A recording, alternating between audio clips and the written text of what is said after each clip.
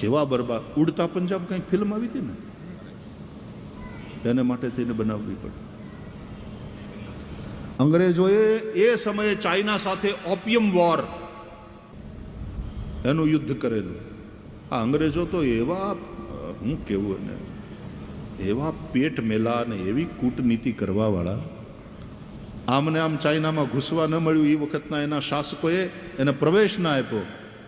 એ તો આપણે વેપારને નામે અહીંયા ઘૂસી ગયા ને પછી વેપાર કરતા કરતા સરકાર પોતે જ બનાવીને આપણી માથે 200 વર્ષ કરતા રાજ કર્યું. આવી રીતે લૂંટ્યું ઇન્ડિયાને. અહીં કમાણા એમ નહીં, લૂંટ્યું ઇન્ડિયાને. ફ્રેન્ચે આવ્યા ને પોર્ટુગીઝ પણ આવ્યા. પછી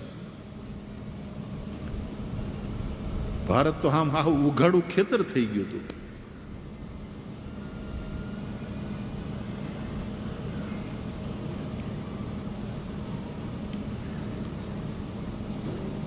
છેલ્લા મુગલ સમ્રાટ બહાદુર શાહ જફર, અને આમ પાછા કવિ હૃદય, અને ઓલો 57નો બળવો હતો, 56 હતો બળવો.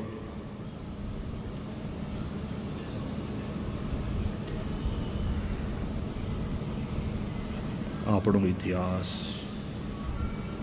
ક્યા થા ભારત ઓર ક્યા હો ગયા. અને ચોથું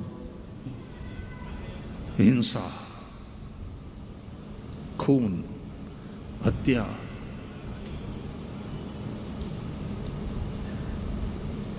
મારીને ખાઈ જવું, પ્રાણીઓની હિંસા, મનુષ્યોની હત્યા, આમાં કલી છે.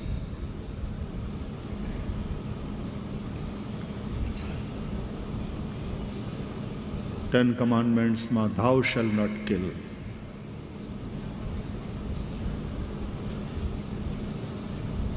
ભગવાન મહાવીરે અહિંસાનો સંદેશો આપ્યો. ભગવાન પતંજલિના 5 યમમાં અહિંસા, સત્ય, અસ્તેય, બ્રહ્મચર્ય, અપરિગ્રહ, આ બધા યમ એટલે કે સંયમ, કંટ્રોલ હોવો જોઈએ આપણો આપણા મન અને આપણી ઇન્દ્રિયો ઉપર. ગાંધી બાપુએ પછી એ વસ્તુને વધારી આગળ સત્ય, અહિંસા, ચોરી ન કરવી, વણ જોતું નવ સંગરવું. એમણે 10 વ્રતો કર્યા. કે કેટલા?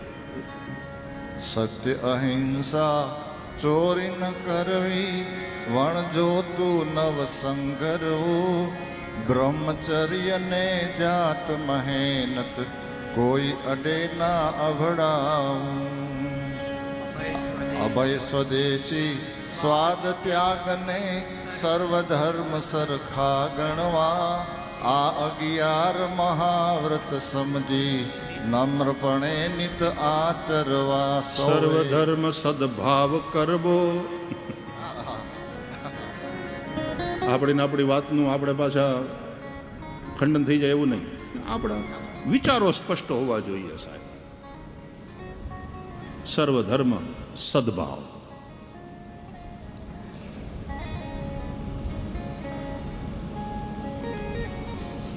ગાંધી બાપુ આપણા, મહાત્મા ગાંધી બાપુ આપણા એવા પુરુષ, આપણે એમને આદર, પણ 100% સહમત થવું અનિવાર્ય નથી. દીકરો એ બાપની યારે 100% સહમત ન થાય, દેટ ડઝ નોટ મીન કે બાપના પ્રત્યે રિસ્પેક્ટ નથી. રિસ્પેક્ટફુલી કહી શકે, sorry dad, I don't agree with you. Prahlad ક્યાં બાપની હારે એગ્રી થયો લ્યો, પણ બાપનો આદર પૂરો હતો.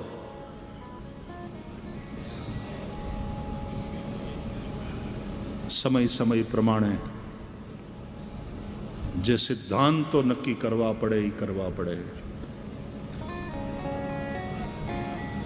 બાકી આપણે હારા જ છીએ, હારા જ રહેવાનું છે અને હારો ભાવ રાખવાનો છે બધા માટે, પણ વેહવાઈ જવાનું નથી. ભક્તિ આપણી વેવલી હોય એ નહીં ચાલે. શુરવીર બનો, વીર બનો. શિવાજીને યાદ કરો, મહારાણા પ્રતાપને યાદ કરો,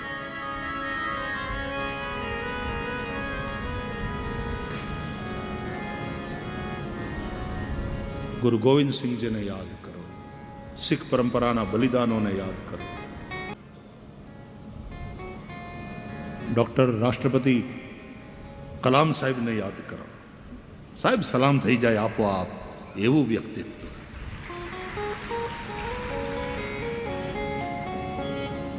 રાષ્ટ્રપતિ હતા ત્યારે કલામ સાહેબ અમારે સાંદીપનીમાં આવી ગયા, છોકરાઓ સાથે થોડો ટાઈમ સ્પેન્ડ કર્યો, ઉદ્ઘાટન કર્યું ઓડિટોરિયમનું. હું એમને હંમેશા વિજ્ઞાન મહર્ષિ કહેતો. એવા મહાપુરુષ રાષ્ટ્રપતિ કલામ સાહેબ, કેવા અદ્ભુત મહાપુરુષ.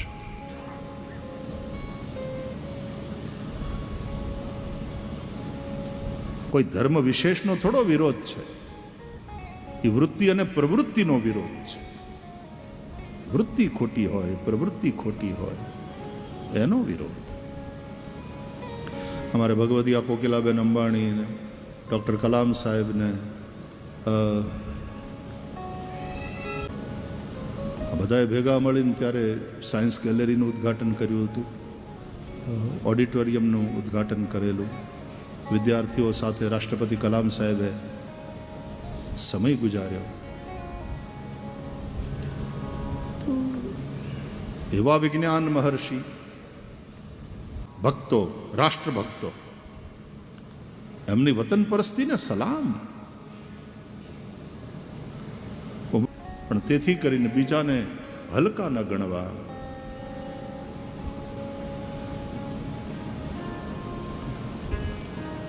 સર્વધર્મ સદભાવ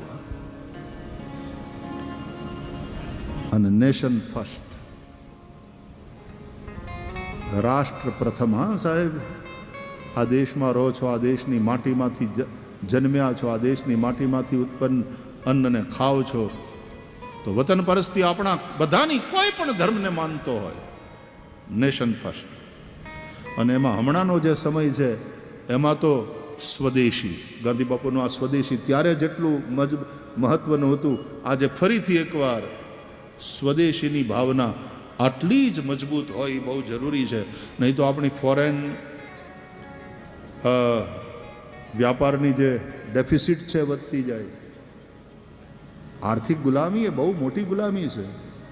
અત્યારે ભગવાનની કૃપા છે કે ભારતને એવું મજબૂત નેતૃત્વ મળ્યું છે, જેને કારણે ભારત ઓર મજબૂત રાષ્ટ્ર તરીકે ઉભરી રહ્યું છે વિશ્વમાં. સ્વદેશી.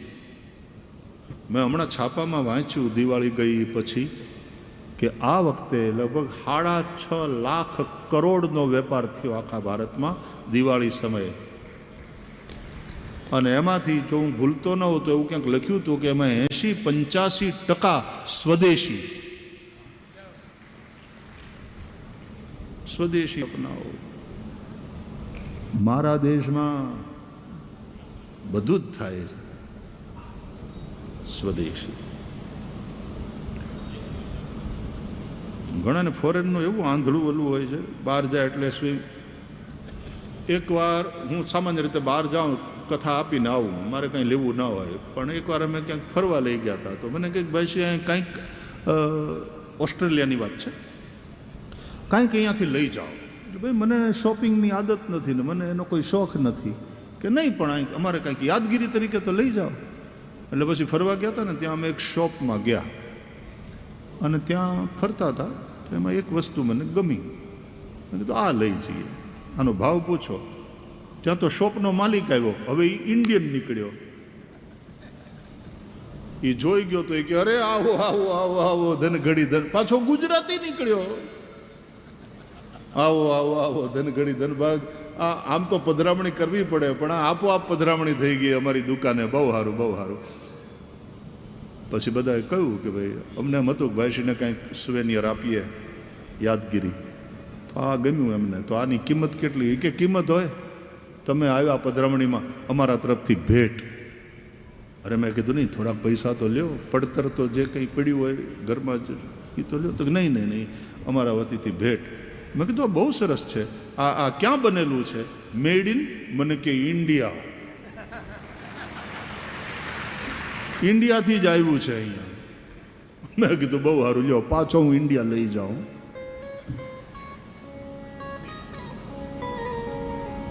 અહીંયા બધું મેન્યુફેક્ચર થાય ને પછી ઘણી વાર તો ન્યાના સિક્કા લાગે અને આપણા બધા ન્યા જઈ 5 ગણી કિંમત ચૂકવીને લાવે ને પાછા એમ કે લંડન થી લીધું.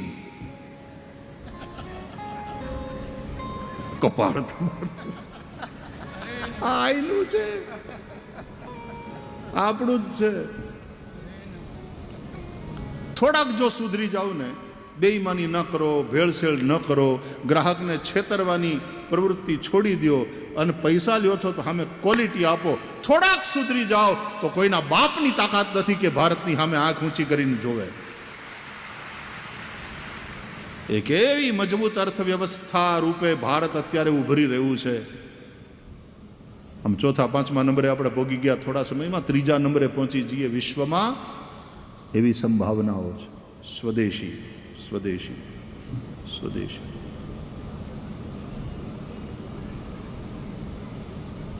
આપણામાં શું છે ભાઈ? આ બધું આ સ્વદેશી, આ સ્વદેશી, આ સ્વદેશી, આ સ્વદેશી, આ ભાઈ સ્વદેશી છે. ઘડિયાળ સ્વદેશી છે, મેડ ઇન ઇન્ડિયા. આ ક્યાંનું છે બેટા?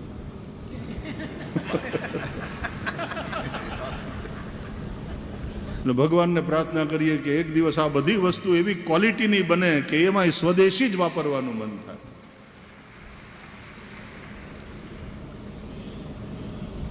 તમારા બધાના ઈ જ છે? બધા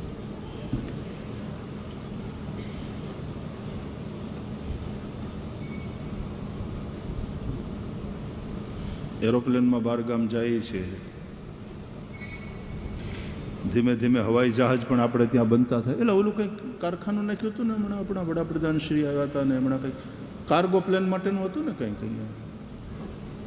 એવું થયું હતું થોડા સમય પહેલાં. હવે તો ફાઇટર જેટ પણ અહીંયા બનતા. તેજસ, તેજસ અને બ્રહ્મોસ જેટ ત્રાટકે એના પોતાના લક્ષ્ય ઉપર એક્યુરેટલી. હિન્દુસ્તાનીઓને જો લલકાર્યા ને તો પછી દેખાડી દે. એ તાકાત ખરી હિન્દુસ્તાનીઓમાં. ગજબની ક્ષમતા તો ગજબની છે, સંભાવનાઓ તો ગજબની છે. એ નેતૃત્વ મળે, એ માર્ગદર્શન પ્રાપ્ત થાય અને અંદરથી એ દેશ દાજ એક એકમાં જાગે. ભગતસિંહ દેશને માટે મરી જતા હોય, શહીદ થઈ જતા હોય તો આપણે દેશને માટે જીવી ન શકીએ? એ વતન તેરે લીએ હમ મરેંગે और हम जिएंगे और मरेंगे ऐ वतन तेरे लिए दिल दिया है जान देंगे ऐ वतन तेरे लिए दिल दिया है जान भी देंगे ऐ वतन तेरे.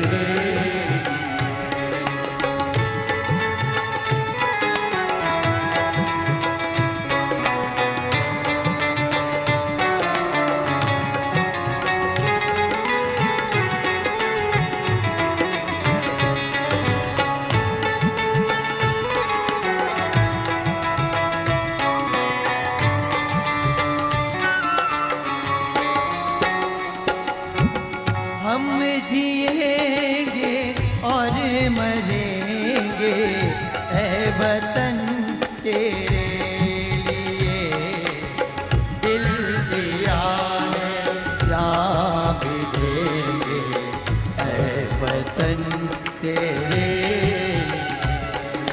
तू मेरा कर्मा तू मेरा धर्मा तू मेरा अभिमान है तू मेरा कर्मा तू मेरा धर्मा तू मेरा अभिमान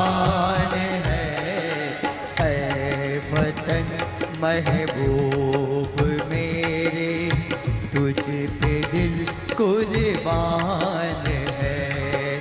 ऐ वतन महबूब मेरे, तुझ पे दिल कुर्बान है।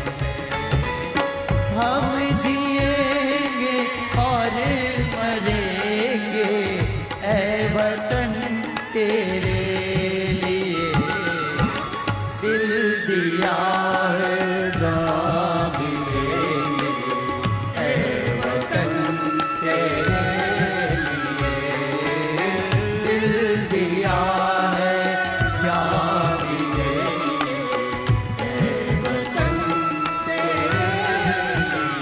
भारत माता की वंदे वंदे वंदे। કોના શબ્દો છે? Karma, Hindi film Karma, Karma, Lyrics? Hindi cinema Karma, અચ્છા, હિન્દી મૂવી.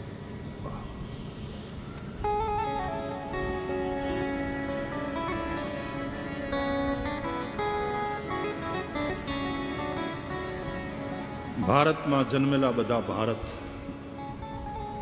તો મનોજ કુમાર હતા ને આપણા એક્ટર, એ સામાન્ય રીતે ફિલ્મોમાં એનું નામ ભારત રાખતા નહીં. Yes,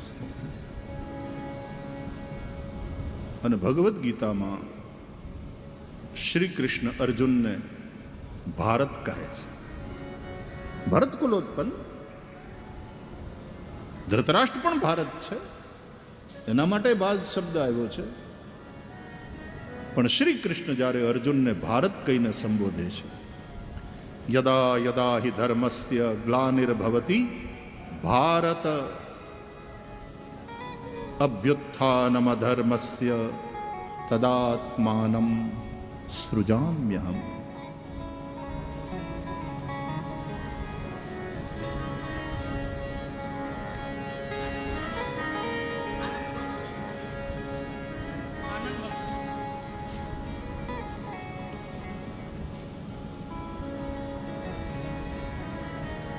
nation first.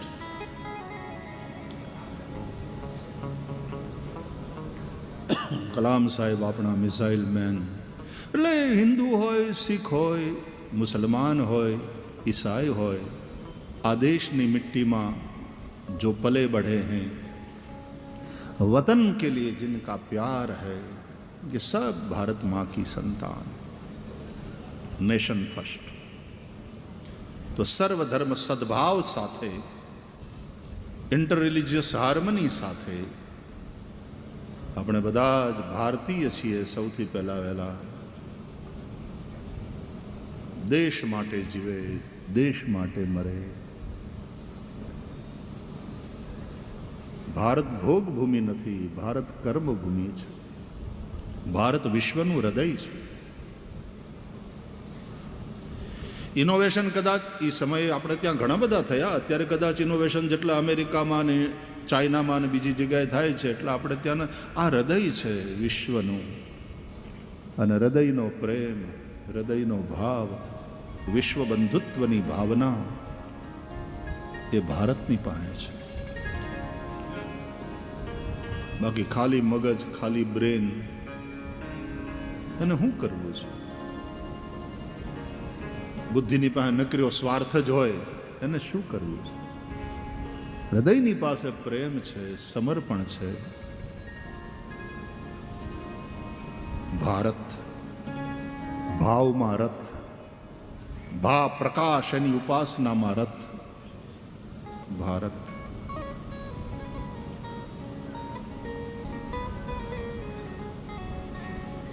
તો રાજા પરીક્ષિતે કલિપુરુષ, કલિયુગનો નિગ્રહ કર્યો. 4 સ્થાન આપ્યા. કલિયુગે વળી પાછી પ્રાર્થના કરી કે મને આ 4 ઓછા પડશે. પુનશ્ચ યાચમાનાય જાત રૂપ મદાત પ્રભુ. કોઈ ખારા માયલું આપો ને બાપજી, ભગવાન એ મહારાજ. રાજા પરીક્ષિતે 5મું સ્થાન આપ્યું, સુવર્ણ,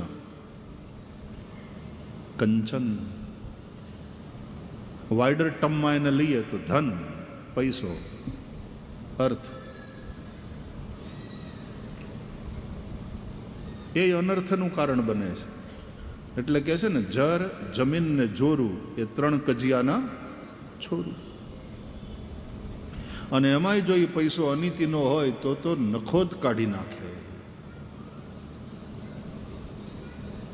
બચજો.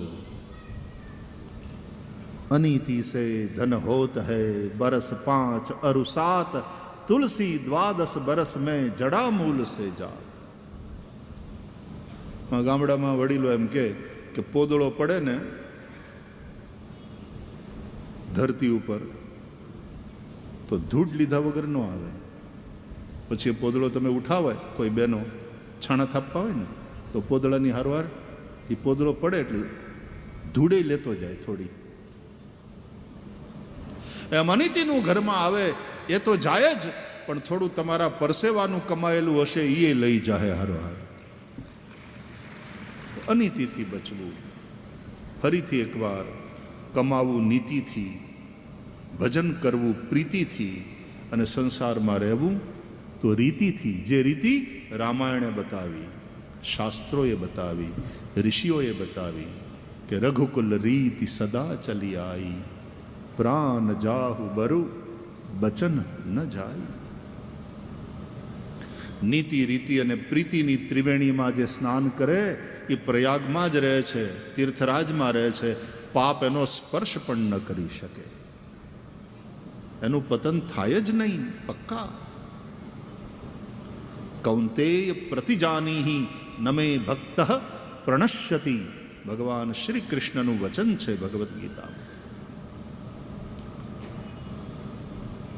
તો ભાગવતમાં એવું લખ્યું છે કે આ 5 સ્થાન રાજા પરીક્ષિતે કલિયુગને રહેવા માટે આપ્યા, અને એ 5 દ્વારા બીજા 5 કલિયુગને આપોઆપ મળ્યા.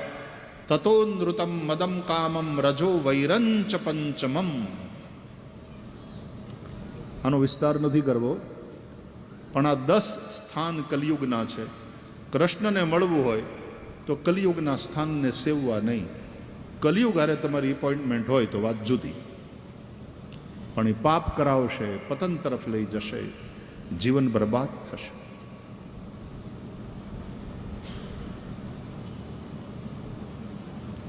આ જો વરસાદ સમયે થાય તો કેવું સારું.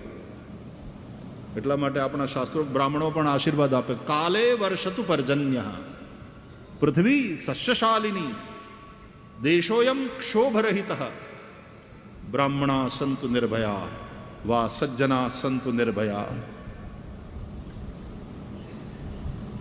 કાલે વર્ષતુ પર્જન્ય.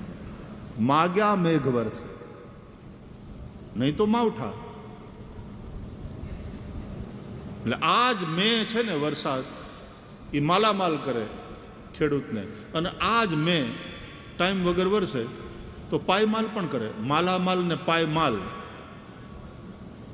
બેમાં છેલ્લો શબ્દ માલ તો છે જ, પણ આજ માલામાલ કરી શકે ને આજ પાયમાલ પણ કરી શકે. છાપાઓમાં વાંચીએ છીએ કે આ વરસાદથી ખેડૂતોને કેટલું બધું નુકસાન થયું છે. પણ ઉત્તમ ખેતી એટલા માટે કે પરસેવાની કમાઈ જ ખાય છે ખેડૂત, અને ઉપરવાળા ઉપર ભરોસો રાખે છે. એમાં અનીતિ જેવી વાત જ નથી. એટલે ખેડૂતનો પૈસો છે હાવ ચોખ્ખો, હાવ શુદ્ધ. કિસાન કદાચ એટલા માટે જેને જગતનો તાત કહેવામાં આવે છે, કિસાન.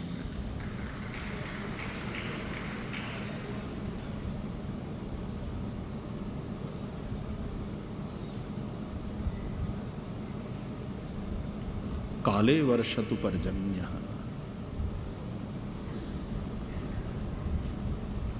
તો કલિયુગને મળવું છે કે કૃષ્ણને મળવું છે? જો કૃષ્ણને મળવું હોય તો કલિયુગના રહેવાના જે આ સ્થાન છે એનું ક્યારેય સેવન ન કરશો. ભાગવતકાર સાવધાન કરે છે. વિશેષતઃ ધર્મશીલ રાજા લોકપતિર્ગુરુ એક એક શ્લોક તો જુઓ તમે ભાગવતના. દુનિયા આખીની સંપત્તિ આપી દો ને તોય આની કિંમત ન થાય. અણમોલ એવા રત્નો. વિશેષતઃ ધર્મશીલ રાજા લોકપતિર ગુરુ. ખાસ કરીને જે ધર્મશીલ હોય, જે રાજા હોય, સરકારમાં હોય, લોકપતિ જે હોય, જે સમાજના આગેવાનો હોય અને ગુરુઓ હોય, એણે તો કલિયુગના આ સ્થાનનું ક્યારેય સેવન કરવું જ નહીં. કાંડા ઘડિયાળ ખોટો સમય બતાવે તો તમે વધીને ટ્રેન ચૂકી જાઓ, પ્લેન ચૂકી જાઓ, એપોઇન્ટમેન્ટ ચૂકી જાઓ. પણ શહેરના ટાવરની ઘડિયાળ જો ખોટો સમય બતાવે તો કેટલાયનું નુકસાન થાય. ઓલામાં ખાલી તમારું નુકસાન થાય, પણ ટાવરની જે ઘડિયાળ, શહેરનો ટાવર એ સમય ખોટો બતાવે તો ગામ આખાનું નુકસાન થાય. એમ સમાજમાં જે ટાવરિંગ પર્સનાલિટી હોય એ ખોટું કરે તો યદ્યદાચરતી શ્રેષ્ઠ તત્તદેવે તરો જન સદ યત પ્રમાણમ કુરુતે લોકસ તદનુવર્તતે. એટલે અનેકનું જીવન બરબાદ થાય એમાં. કે મોટા મોટા આ બધા કરે છે આવું, તો હાલો આપણે કરો.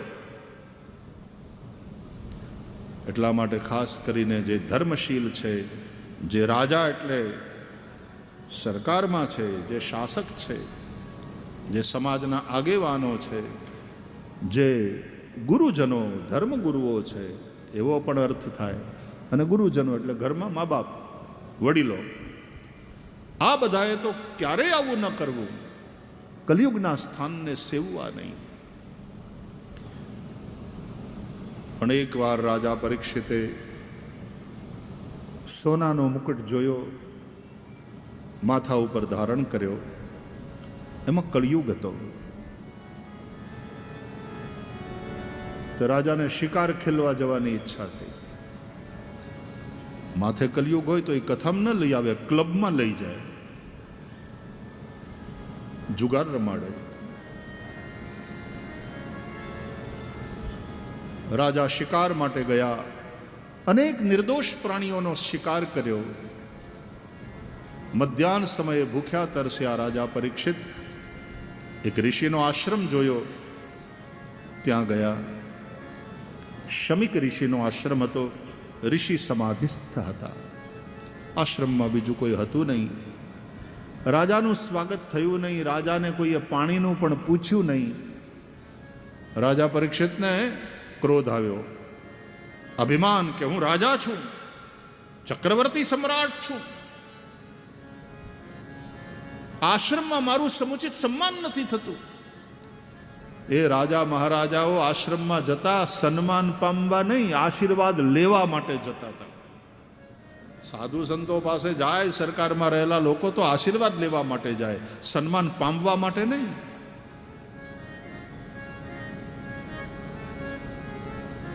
મારું સન્માન નથી થયું. ક્રોધ આવ્યો. એક મરેલો સર્પ જોયો. રાજા પરીક્ષિતે પોતાના ધનુષ્યથી ઉઠાવી અને એ સર્પ સમાધિસ્થ ઋષિના ગળામાં નાખ્યો. આ ઋષિ સમાધિનો ઢોંગ કરે છે. આવા બધા દંભીને દેખાડો કરવા વાળા સાધુડાઓ બધાને એક લાકડીએ હાંકવા માંડે માણસ. પછી બધું ગળામાં નાખ્યો સર્પ. ઋષિની સમાધિ તો સાચી હતી, એ જરાય વિચલિત વિક્ષોભ પામે જ નહીં ને. અંતસ્થ હતા.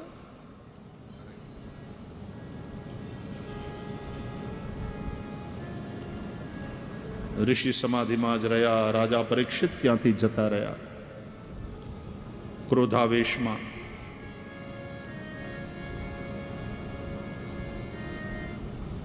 મહેલમાં ગયા ને,